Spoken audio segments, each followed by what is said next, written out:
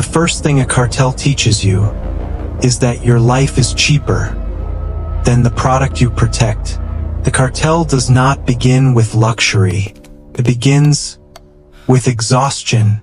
You stand on a street corner, holding a burner phone and a cheap radio, while trucks move through the darkness around you. Your entire purpose is to watch highways, ports, police checkpoints. You are not important.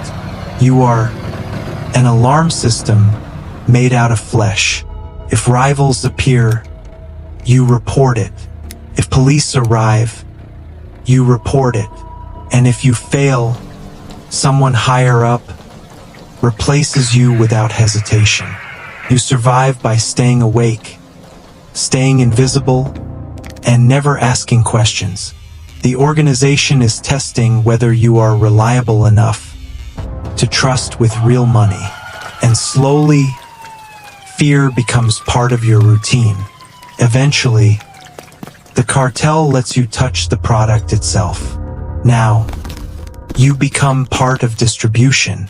Maybe you sell locally, on street corners. Maybe you become a mule, transporting cash and narcotics through checkpoints hidden inside vehicles. This is where most careers end. The police know your face.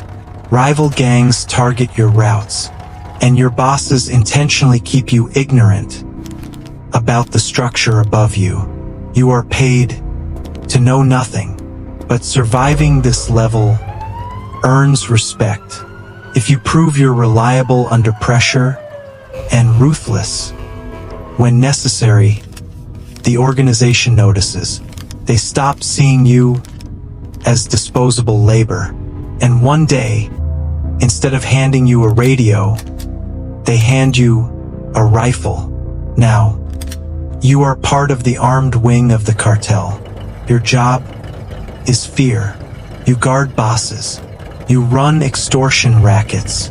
You carry out kidnappings and executions designed to send messages across entire cities. But violence alone is not enough to rise higher. The cartel wants tacticians. Can you organize a hit team? Can you coordinate vehicles, safe houses, and escape routes? Can you keep armed men loyal while police helicopters circle overhead? Diego proves he can. Soon, he stops pulling triggers personally. Now, he commands crews instead. Targets arrive through encrypted calls.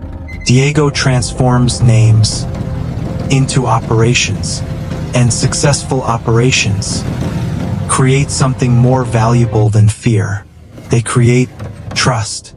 As a lieutenant, Diego becomes a field commander. Entire crews report directly to him now. He organizes weapons shipments, manages safe houses, and assigns targets to specialized teams. Every operation becomes a tactical puzzle, with real lives attached to it.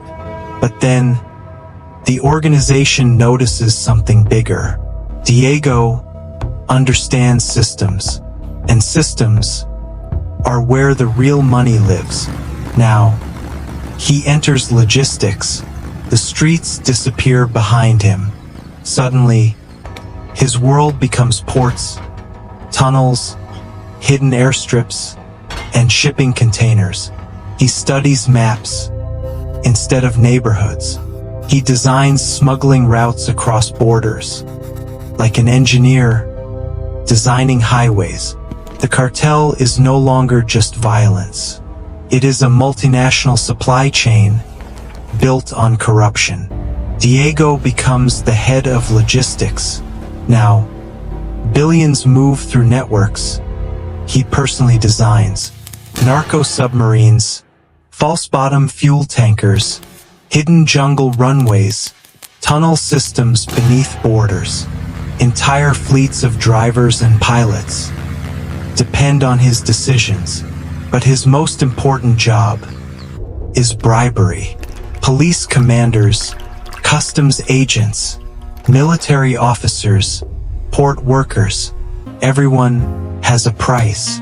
Diego manages massive corruption budgets, designed to guarantee safe passage windows for shipments worth tens of millions of dollars. One mistake destroys everything. If authorities seize a shipment, the cartel loses money. If authorities identify the network, Diego loses his life. At this level, Diego discovers the specialists. The production boss runs hidden super labs, buried deep inside jungles and mountains. Massive chemical operations, hidden from satellites and drones. Then, there is the finance division.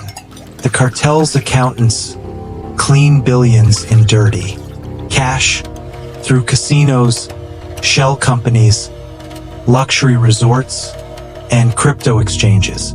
They move money across continents while making it appear legitimate. Diego works beside them now, but he still does not control territory. And territory is where real power begins. The cartel promotes operators who can govern entire regions under constant military pressure. To reach the next level, Diego must stop thinking like a manager and start thinking like a warlord. Diego becomes a plaza boss. Now, he controls an entire strategic territory. Border crossings, ports, smuggling corridors, local criminal networks. Everything inside his turf pays taxes to him.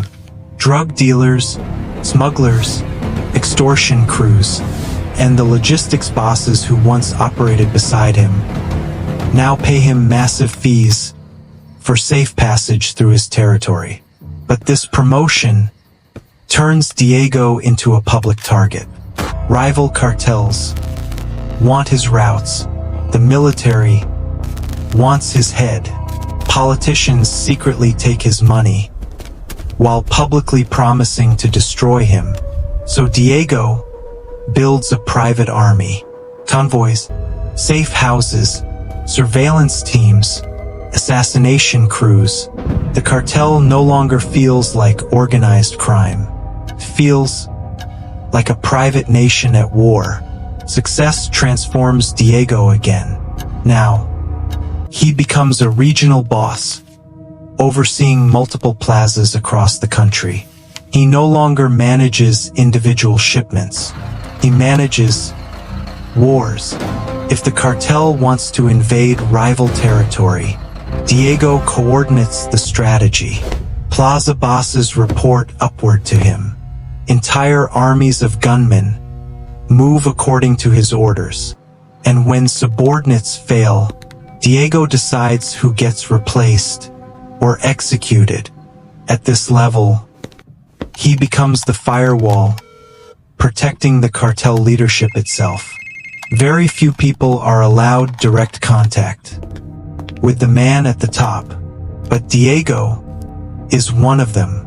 For the first time in his life, he enters rooms where billion-dollar decisions quietly reshape entire regions of the country, and he realizes the throne is closer than ever. Then, the old boss disappears.